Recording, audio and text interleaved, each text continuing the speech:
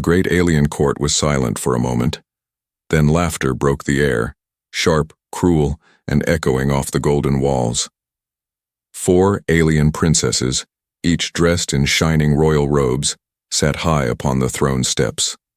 Their voices were like bells, but the words they spoke cut deep. They laughed at Earth. "Humans? Weak," said the eldest princess, her violet eyes flashing with scorn. "They cannot survive without machines. Without us, they are nothing." The second princess leaned forward with a mocking smile. "Their cities are small. Their armies are tiny. How can such fragile beings dream of ruling the stars?" The third shook her head slowly. "Earth is a joke. Their people beg for scraps of power. It is only kindness that we allow them to sit here at all." And the youngest, the boldest, laughed the loudest. "I would rather marry a beast from the mines than a human. At least the beast has strength." The alien nobles who filled the chamber joined in their laughter. The sound rolled like thunder, pressing down on the single human standing in the middle of the room. Ambassador Daniel Carter stood straight, though his fists clenched at his sides. He wore a plain Earth uniform, dark blue with a small silver badge on his chest. Compared to the jewels and robes around him, he looked poor, unworthy. Yet his eyes burned with quiet fire. He said nothing. He only listened. The alien king, old and heavy with years, sat on the highest throne above them all. His crown glowed faintly with royal light, but his skin was pale, his breathing shallow. His time was running short, though only he and a few close advisors knew it. He raised his hand and the laughter stopped. The princesses lowered their heads, though their smirks did not fade. "Enough," the king said in a low, gravelly voice. "Do not mistake silence for weakness. Do not mistake humility for emptiness." The chamber grew still. The human ambassador bowed his head respectfully, but the princesses exchanged amused glances. They did not believe their father's words. To them, Earth was dust. The king leaned forward, his eyes locking on the human. "Daniel Carter," he said, his voice trembling but firm.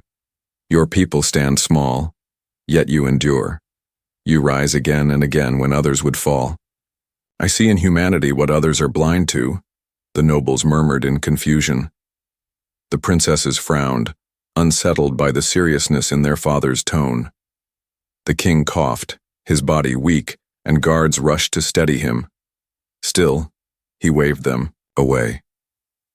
"My time is short," he whispered. "But know this, when I am gone, the stars will remember my choice." His words carried weight, though none yet understood what they meant. That night, whispers spread through the palace. The king's health was failing. Physicians came and went with dark faces. The princesses spoke in secret chambers, mocking humans again, certain that when their father passed, power would pass to them, and to no one else. But in the shadows, the king's most trusted advisor prepared a sealed document, a will, a decree that no law in the empire could break. As the moons rose high over the palace towers, the king summoned his daughters one final time. They stood around his bed, impatient, already thinking of crowns and thrones. "My daughters," he said, his breath thin. "You are strong, proud, but blind." The eldest crossed her arms. "Blind, father? We see clearly. The galaxy is ours. Why waste words on Earth?" The king shook his head. "Pride blinds you. Arrogance poisons you. You laugh at humanity because you fear what you do not understand. You see weakness, but I see destiny." The youngest scoffed, rolling her eyes. "Destiny? In humans? Father, they are ants. Nothing more." The king's lips curved into a faint, weary smile. "Ants can bring down giants." His hand trembled as he reached for the sealed will. The advisor stepped forward, holding it tightly. "When I am gone," the king said, his voice breaking but his eyes burning with a strange light, "the empire shall know the truth. My daughters will belong, not to alien lords, not to rival empires, but to one who carries the spirit of Earth. The future belongs to a human." The princesses gasped, their faces pale with shock and rage. The king closed his eyes for the last time. The chamber was filled with silence, heavy and sharp. The words hung in the air like thunder. The future belongs to a human. And in that silence, the galaxy shifted, because when the will was opened, the Empire would never laugh at Earth again. The throne room was silent. The great king was dead. His body lay in golden wrappings surrounded by priests who sang slow chants. Nobles, generals, and royal guards filled the hall, waiting for the reading of his final decree. The Empire held its breath. At the center stood the royal advisor, an old alien with silver skin and eyes that glowed faintly in the light. In his hands, he carried a sealed crystal case, the king's will. The law was clear. Once opened, the words inside could not be changed, not by princesses, not by nobles, not even by armies. The 4 alien princesses stood together, wearing black robes, of mourning though their faces showed little sorrow. They were restless, impatient, and proud. Each believed the throne should be hers. Each believed the will would name her the true heir of the Empire. The eldest princess, Serenia, whispered to her sisters, "Father will not dare insult us. He will give me the throne. You will serve under me." The second, Valira, smirked. "Perhaps. But he always said I was the clever one." The third, Nixel, crossed her arms. "It does not matter. When the will is read, we shall rule together. No human, no outsider will ever stand above us." The youngest, Lyra, laughed softly. "Humans? Weak little things. Father spoke kindly of them only to annoy us. His will belongs to us, not to Earth." From across the chamber, Ambassador Daniel Carter stood quietly. He had been invited only as a guest to represent Earth. His heart was heavy with grief and dread. He had respected the old king, even when the princesses mocked him. But he had no place here among royals and lords. Or so he thought. The advisor raised the crystal case high. "By the law of the Empire, the king's will shall be read. None may deny his words. None may break his command." The hall trembled with energy as the seal broke. A glowing scroll unfolded in the air, the king's final words shining for all to see. The advisor read aloud, his voice echoing through the chamber. "I, Arkan, king of the Empire, speak now from beyond death. My throne is not my gift to give. It belongs to the stars, and the stars shall choose their ruler in time. But my daughters, my blood, my legacy." The princesses leaned forward, their eyes burning with hunger. The advisor continued, "I give not to alien lords. I give not to generals or nobles. I give to a human." The hall erupted.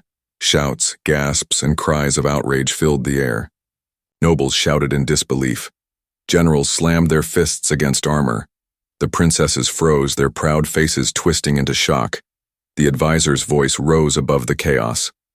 "By the king's will, his 4 daughters shall be given, by law, and by binding oath, to Daniel Carter of Earth." The chamber fell silent again, but this silence was sharp, dangerous, like a blade ready to cut. Daniel's chest tightened. He could not believe what he had heard.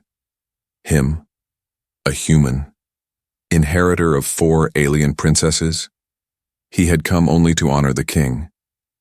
Now every eye in the room was on him, some burning with hatred, others with disbelief, and a few with fear. "Princess," Serenia shouted, her voice trembling with rage. "This is madness. We are not property. We are not his to give." Valira's face twisted. "A human cannot hold us. We will not obey." Nixel hissed like a cornered beast. "The law must be broken. This will must be destroyed." But the advisor raised his hand firmly. "The king's will is binding. None may change it. None may resist it." He pointed to the guards. "The law commands you. Deliver the princesses to the human." The guards hesitated, nervous under the fiery stares of the princesses, yet the law was absolute. Slowly they began to step forward. The nobles shouted in anger. "The throne is ruined. This cannot be. Humans are unworthy." But still, the words of the king glowed in the air. shining brighter than the protests. Daniel's mind raced. He had never asked for this. He had never wanted this.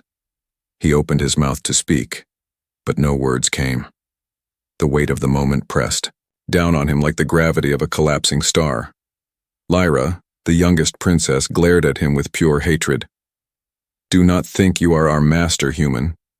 You may have father's law, but you do not have our hearts." The other sisters stood tall, beside her, their fury burning like fire, and yet somewhere in the hall a few voices whispered, "Perhaps this is destiny. Perhaps the king saw something we do not." The advisor closed the scroll, sealing its words forever. "It is done. By law, the 4 princesses belong to Daniel Carter of Earth. He is their master, their keeper, their binding." Daniel's knees almost gave way under the weight of those words. He was now tied to 4 alien princesses who despised him. The nobles wanted him dead. The generals wanted him destroyed. And above all, the princesses themselves swore silently that they would never accept him. Yet deep in his heart, Daniel felt the faint echo of the king's last words. The future belongs to a human. The hall erupted again, voices rising like a storm. And in that storm, Daniel Carter realized his life and the fate of Earth would never be the same again. The palace gates opened with a deep metallic roar. Alien guards in silver armor marched forward, their boots striking the marble floor like thunder. In the middle of them walked Daniel Carter, no longer just an ambassador of Earth, but now the man chosen by the king's last will. His shoulders felt heavy. Every step he took inside the alien palace seemed watched by 1,000 unseen eyes. Servants whispered in corners. Nobles spat curses under their breath. Even the guards who walked beside him tightened their grips on their weapons, as if ready to cut him down if given a signal. The 4 princesses were waiting. They stood in the royal chamber, their faces lit by the glow of hovering crystal lamps. Each one wore a gown of deep black trimmed with silver, the color of mourning. Yet their eyes did not show sadness. Their eyes burned with fury. Princess Serenia, the eldest, stepped forward first. Her voice rang sharp as a blade. "Human, do not think you own us. The will may say you are our master, but in truth you are nothing." Daniel said nothing. He bowed slightly, keeping his face calm. Inside, his heart raced, but he knew showing fear would only feed their hatred. Valera, the second princess, gave him a cruel smile. "How long do you think you will live here? A day, a week? The nobles are already plotting your death. They cannot allow a human to stand above us." Nixel, the third, hissed like an angry cat. "Perhaps you will not even survive this night." The Meo, youngest Lyra, folded her arms and laughed coldly. "I could kill you myself, human. No guard would stop me." Daniel looked at her carefully, then said in a steady voice, "And yet you haven't." The room grew quiet for a moment. The princesses stared at him, surprised that he dared to speak at all. Serenia's lips curled into a smirk. "Courage? Perhaps, or foolishness, it makes no difference. You are still beneath us." Daniel stood taller. "Maybe. But your father's will gave me this place. I did not choose it. None of us did. But the law is clear. Whether you accept it or not, I am here." For the first time, the princesses did not laugh. Their smiles faded, replaced by cold silence. At that moment, the advisor entered the chamber. His silver skin glowed faintly under the light as he bowed to the princesses and then to Daniel. "By the king's decree, the human is now your master. You are bound to him by law and by oath. Any attempt to break this law will bring punishment from the empire itself." The princesses stiffened but said nothing. Daniel asked, "And what does that mean? What is expected of me?" The advisor's eyes glimmered. "It means survival. The nobles will try to break you. Assassins will come. Rivals will seek your death. Already plans are moving against you." He paused, lowering his voice. "Tonight, you must be ready." A chill ran through Daniel. He had suspected danger, but hearing it spoken aloud made it real. When the advisor left, the princesses turned to each other. Their whispers were sharp and fast, spoken in their alien tongue. Daniel could not understand every word, but he understood. Enough. Their hatred was clear. As the night fell over the palace, Daniel was shown to his chambers. The room was vast, filled with treasures of gold and crystal, but Daniel felt no comfort. He checked the doors twice, then sat on the bed, staring at the dark ceiling above. He remembered the king's last words. The future belongs to a human. But the future felt very far away. The present felt dangerous, fragile, and ready to break. He heard movement outside, soft footsteps, the scrape of a blade. Daniel froze. His instincts screamed at him. He moved quietly across the room, pulling a heavy vase from a table, holding it like a weapon. The door creaked open. A shadow slipped inside, blade glinting in the dim light. Daniel's breath caught. The assassin moved quickly, rushing toward him with deadly speed. Daniel swung the vase with all his strength. It shattered against the assassin's arm, making him stumble. The blade sliced the air, missing Daniel's chest by inches. They struggled in the dark, crashing against furniture, the sounds muffled by the thick palace walls. Daniel fought with raw desperation, grabbing the assassin's wrist, slamming his head forward. Pain shot through his skull, but the assassin dropped the blade. Daniel picked it up, holding it with shaking hands. The assassin growled in his alien tongue, glaring with hatred. "You will not live till dawn, human. Others are coming. You are already marked." Before Daniel could respond, the assassin shoved him back and leapt out the window into the night. Daniel stood trembling, the blade still in his hand, his chest rising and falling with heavy breaths. He had survived, for now. But he knew the truth. The nobles would not stop. More assassins would come. The princesses hated him. And the empire itself was waiting for him to fail. In the shadows of the chamber, Daniel whispered to himself, "I will not die here. Not tonight." What he did not know was that someone had watched the fight in secret. One of the princesses, and for the first time she began to wonder if this human might be different than she believed. The night was heavy in the alien palace. The moons outside cast pale light through tall windows, painting long shadows across the marble floor. Daniel. Carter sat awake, the assassin's blade still resting on the table before him. Sleep would not come. He knew danger surrounded him. Every creak in the walls made his heart race. Every whisper of wind against the windows felt like another intruder. He gripped the blade tightly, determined not to be caught off guard again. Then, footsteps. Soft, careful. Not the heavy march of guards, but something lighter. Closer. Daniel raised the weapon, his eyes sharp. The door opened slowly, and Princess Valera stepped inside. She wore a dark cloak, her long hair falling around her shoulders. Her golden eyes glimmered in the moonlight. Daniel's grip tightened. "Another assassin?" he asked coldly. Valera smirked.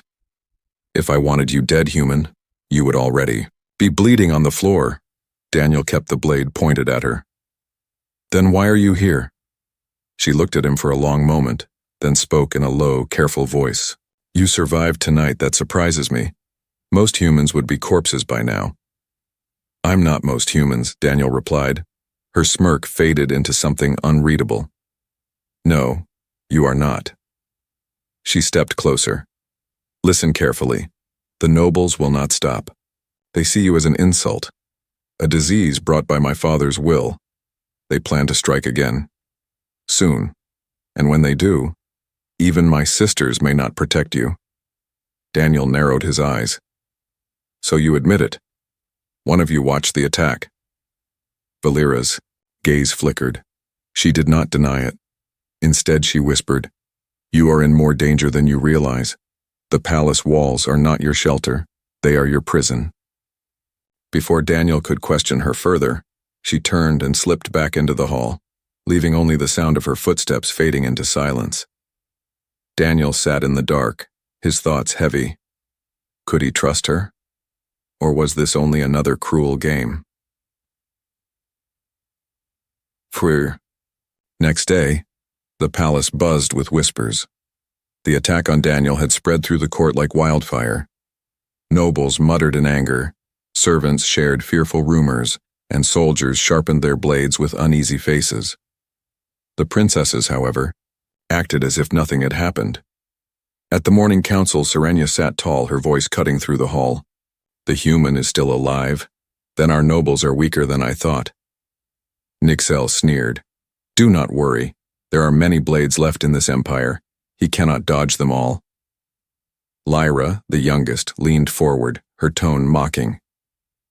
Perhaps we should make it easier for them. Why wait for the nobles to finish what we can do ourselves? Daniel stood silent at the center of the room, but his hands clenched.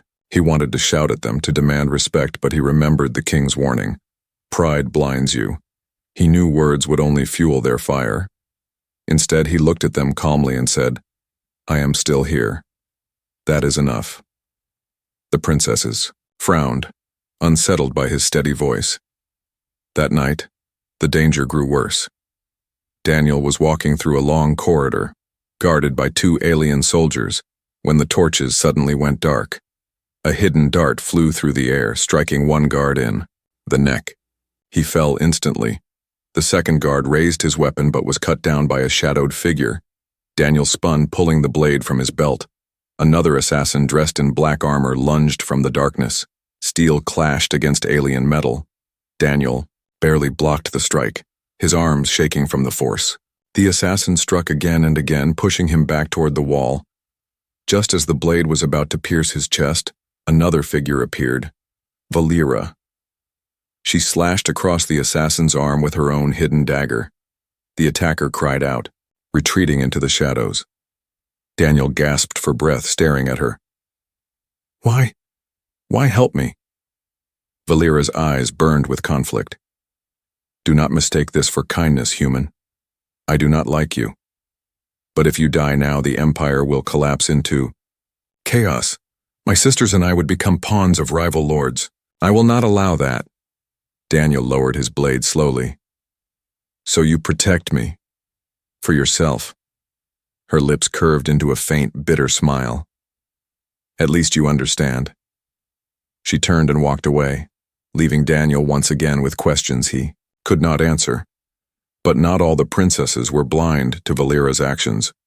From the shadows of the hall, Nixel had watched everything. Her eyes narrowed, her mind racing with dark thoughts. Betrayal, she whispered to herself. One of us protects him. That cannot be allowed. Later that night, Daniel sat in his chamber, staring at the assassin's dagger now resting beside his bed. He had survived again, but the cost was rising. The palace was filled with enemies, and even the sisters themselves were divided. He thought of the king's last words. Ants can bring down giants, Daniel whispered to himself. Then let this ant survive one more night. Outside his window, the city lights burned brightly against the dark sky.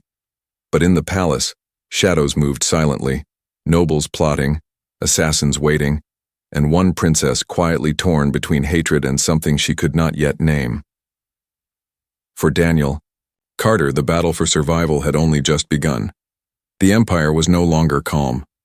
Rumors spread faster than fire across dry fields. The king was gone, and his will had broken the balance of power. One human stood above 4 alien princesses, and the nobles could not accept it. In the palace, the whispers grew louder. Some nobles spoke of rebellion. Others promised war. Many demanded blood. Daniel Carter felt the storm pressing in. He could hear the shouts from the lower halls, voices crying, "The throne is ours, and kill the human." The advisor came, to him with a pale face. The nobles have declared you unworthy. They will gather armies. They will march on the palace. You must leave, or you will die. Daniel clenched his fists. Leave? And run forever? The advisor shook his head. No, retreat for now. Hide, gather strength. If you face them today, you will be crushed. The princesses must come with you. The will binds them to your side. Daniel turned to the sisters, who stood behind him like 4 flames of fury. Serenia, the eldest, spoke sharply. I will not run with a human. Better to die here with honor than hide like a coward, Nixel snarled. This is his fault. Let the nobles kill him. Then we will be free. Lyra crossed her arms, her eyes burning with hatred. Yes. Let the human bleed. We do not follow him. Only Valera was silent. Her gaze lingered on Daniel, cold but thoughtful. Daniel spoke firmly. You may hate me. You may wish me dead. But your father's will gave me charge of you. If you stay, the nobles will not just kill me. They will chain you, sell you, or worse. Is that the fate you choose? The sisters fell silent. They knew he was right. The empire was filled with hungry lords who would seize any chance to control them. Finally, Valera said, We have no choice. We follow the human. For now. That night the palace erupted in chaos.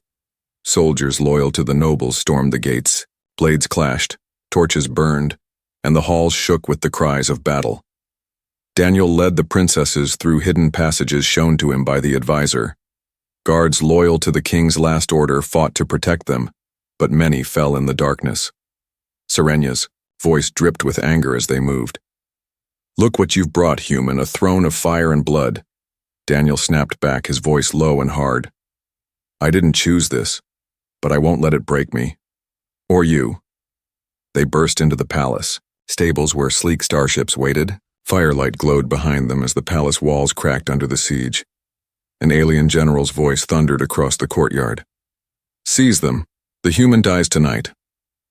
Dozens of armored soldiers advanced, weapons glowing. Daniel stood before the princesses, gripping a plasma blade given to him by the advisor. His heart pounded, but his stance was steady. The soldiers charged. The fight was brutal. Daniel blocked the first strike, the heat of the blade singing his hands. He moved with desperation, every strike a fight for life. He was slower, weaker than the alien warriors, but his will was iron. He fought like a cornered animal, refusing to fall. To his shock, the princesses joined in, not out of loyalty, but out of survival. Serenia summoned a blast of energy from her staff, sending soldiers flying. Nixel moved with cat-like grace, her claws slashing through armor. Lyra unleashed a scream that shook the air, stunning enemies where they stood, and Valera fought at Daniel's side, her dagger cutting down foes with ruthless precision. Together, they pushed through the soldiers and reached the ships. Go, Daniel shouted, guiding them aboard. The ship roared to life, engines blazing. Arrows of light flew past as enemy weapons fired. The hull shook, alarms screamed, but the vessel tore into the sky. As the palace fell away beneath them, Daniel looked. Back, towers burned, banners tore, and the once great throne world was swallowed in smoke and fire. The princesses sat around him, their faces pale but fierce. Serenia glared. Do not think this makes you strong, human. You only survive because we allowed it. Nixel hissed. This is not victory. This is exile. Lyra spat the words. We will never bow to you. But Valera, sitting silently in the shadows, whispered, almost to herself. And yet, he did not run. Daniel heard her words and felt a flicker of strength. He turned to the princesses. You don't have to respect me. But know this, I will not break, I will not run. If you stand with me, I will protect you. If you fight me, then we will all burn together. The choice is yours. The sisters exchanged glances, their eyes filled with conflict. The ship drifted into the endless dark of space. Behind them, the war for the throne had begun. Ahead of them, only uncertainty waited. But for the first time, Daniel felt a spark of something greater than fear. Perhaps the king had been right. Perhaps the future really did belong to a human. The stolen starship drifted through space, engines humming quietly as it left the burning palace world far behind. Inside, the air was tense. The four alien princesses sat apart from Daniel Carter, their faces cold, their eyes sharp with anger and pride. Daniel stood near the ship's controls, staring out the wide glass window at the endless stars. His hands were steady, but his mind raced.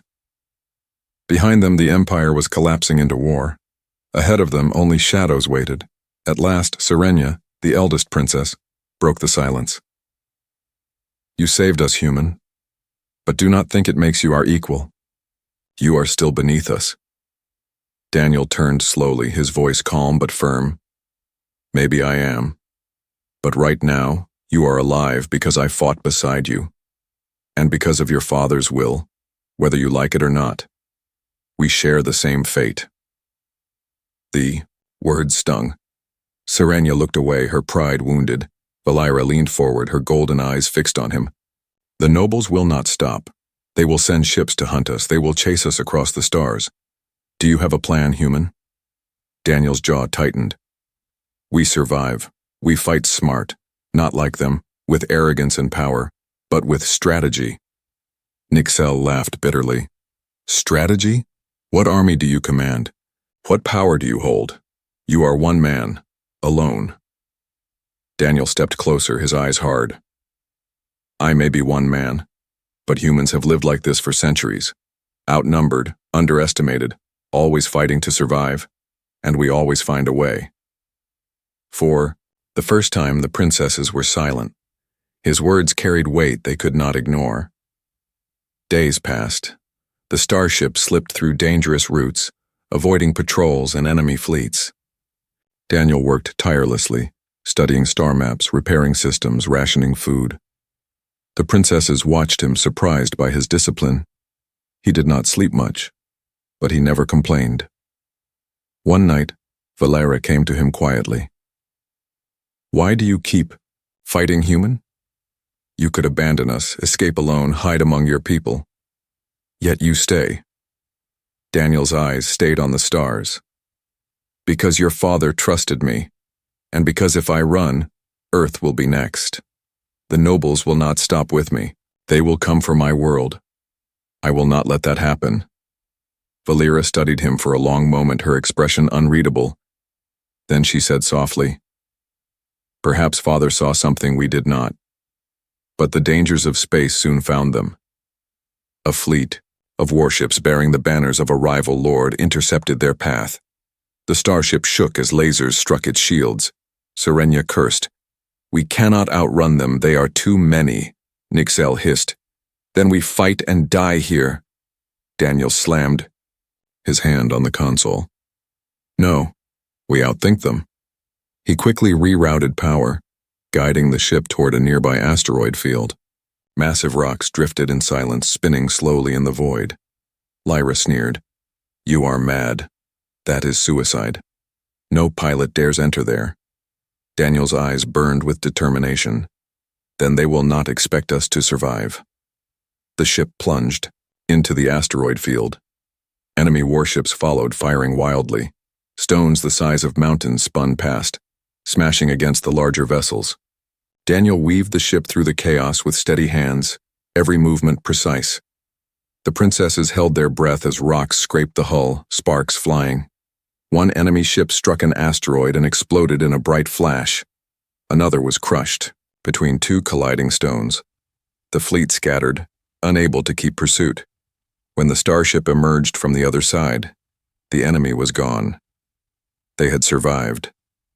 For a moment, silence filled the cabin. Then Serenia spoke quietly, her voice heavy, with disbelief. You did it. Nixel narrowed her eyes. A lucky escape, nothing more. But Valira's lips curved into the faintest smile. No, not luck. Skill. Daniel exhaled, his hands finally trembling after the storm had passed. But his voice was steady as he said, You see? A human does not need power to win, only will. In the days that followed, something began to change. Serenia still clung to her pride, but her anger softened. She began to watch Daniel more carefully, curious rather than scornful. Nixel remained sharp, her words bitter, but she no longer laughed at him. She studied his actions as if searching for weakness and finding none. Lyra mocked him less, though her eyes still burned with defiance. She seemed confused, caught between hatred and reluctant respect. And Valira, the most dangerous, of them all grew quiet. Her sharp words faded, replaced by a silence that spoke louder than insults. Daniel did not ask for their trust. He did not demand their respect. He simply worked, fought, and endured. And slowly, against their will, the princesses began to see him differently. But their journey was not safe for long. One night, as the starship floated above a quiet moon, a message crackled through the comms. The voice was deep, filled with menace. Human, you carry what is mine. Return the princesses, or watch Earth burn. The message repeated again and again, echoing through the ship like a curse. The princesses turned to Daniel, their faces pale with shock. For the first time, they looked not at him with hatred, but with fear. Daniel stared at the dark screen, his voice steady. Then let him come. I will not give you up, not to him, not to anyone. The message still echoed in the starship's chamber. Return the princesses, or watch Earth burn.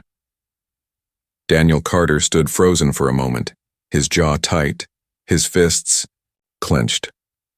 For weeks he had fought to survive, against assassins, against nobles, even against the hatred of the princesses themselves. But this was different. Now Earth itself was threatened. The four princesses watched him carefully. Serenya's face was pale, her pride shaken. Nixel's claws flexed nervously. Lyra, usually bold, said nothing. And Valira, her golden eyes, dark with thought, whispered, "He is not bluffing. That warlord commands fleets. He will strike Earth to break you." Daniel turned to them, his voice firm. "Then we stop him," Serenya scoffed. "Stop him? You have no army, no throne, no power." Daniel's eyes burned. "I have something better. I have a reason." The warlord's fleet arrived within days. Dark ships like blades cut across the stars, surrounding Earth's orbit. Their cannons glowed, ready to fire. Entire nations on Earth looked to the sky, with terror. In the starship, Daniel and the princesses prepared. He stood at the controls while the sisters armed themselves with their unique powers. "This is madness," Lyra muttered. "One human ship against an empire fleet." Daniel smiled faintly. "Then let's show them what madness can do." The battle began. Enemy cannons roared, sending waves of fire toward them. Daniel weaved the ship through the chaos, pulling maneuvers. No alien pilot would dare attempt. His eyes stayed sharp, his hands steady, every move guided by pure will to survive. The princesses fought at his side. Serenya unleashed bursts of energy from her staff, tearing enemy fighters apart. Nixel leapt into the halls when soldiers boarded, her claws cutting through armor like paper. Lyra's voice rose in a piercing cry that shattered enemy communications, leaving fleets in disarray. And Valira stood at Daniel's side, her dagger flashing when assassins tried to reach the cockpit. For the first time, she did not fight against him. She fought with him. Still, the warlord's flagship loomed ahead, a massive vessel armed with cannons that could burn Earth cities in a single strike. Daniel stared at it, his chest tight. That ship falls or Earth does. The princesses looked at him, waiting. For the first time, they were silent, ready to follow his lead. Daniel took a deep breath. "We strike the heart, with everything we have." The starship roared forward, diving straight into the path of the flagship. Enemy fire rained down, shaking the vessel, tearing through its shields. Sparks burst from the controls. Alarms screamed, but Daniel did not slow. "Hold steady," he shouted. Serenya poured all her strength into a blinding beam of energy, carving open the flagship's hull. Nixel tore through boarding troops trying to stop them. Lyra's scream crippled the enemy's targeting systems, buying precious seconds. And Daniel, with steady hands, guided the ship into the breach. They landed hard inside the enemy flagship, the hull groaning under the impact. Soldiers poured into the chamber, weapons raised. Daniel rose first, blade in hand. The princesses formed a circle around him. Together, they fought. The battle was brutal. Daniel's arms ached. His breath came heavy, but he refused to fall. He blocked, struck, and pushed forward, every move fueled by the thought of Earth below. The princesses fought like a storm. For the first time, their pride was not against him. It was with him. Finally, they reached the throne chamber of the warlord. A towering alien armored in black steel sat waiting. His voice rumbled like thunder. "You are nothing, human. Give them to me and I may spare your world." Daniel stood tall, meeting his gaze. "Earth will never kneel. Not to you. Not to anyone." The warlord laughed, then charged. The clash shook the chamber. His blade was heavy, each strike powerful enough to break stone. Daniel blocked, staggered, then pushed forward again.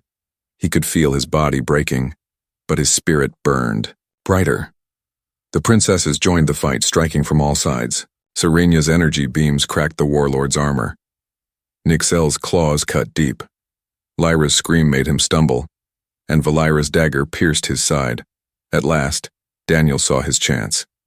With a final cry, he drove his blade into the warlord's chest. The alien roared, then collapsed to the ground. The chamber shook as the flagship's systems failed. The fleet scattered, leaderless. Earth was saved. Inside the chamber, silence fell. Daniel stood panting, blood on his hands, his chest heaving. The princesses looked at him, not with hatred, not with mockery, but with something new. Respect. Serena lowered her head. "Perhaps we were wrong. Perhaps Father was right." Nixel hissed softly, but her voice had no anger. "One human against a galaxy," Lyra whispered almost in awe, "and he won." Valera stepped forward, her golden eyes steady. "Not just a human. Our human." Daniel looked at them, his voice low but firm. "I did not fight for power. I fought because no one, no alien, no empire will ever decide Earth's worth. We decided ourselves." The princesses bowed their heads.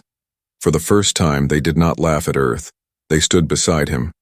And in that moment, Daniel Carter was no longer just an ambassador. He was a leader, a master chosen not only by law, but by battle, by courage, and by destiny. The galaxy had mocked humanity. But now it would never forget them, because in the end, the future truly belonged to a human.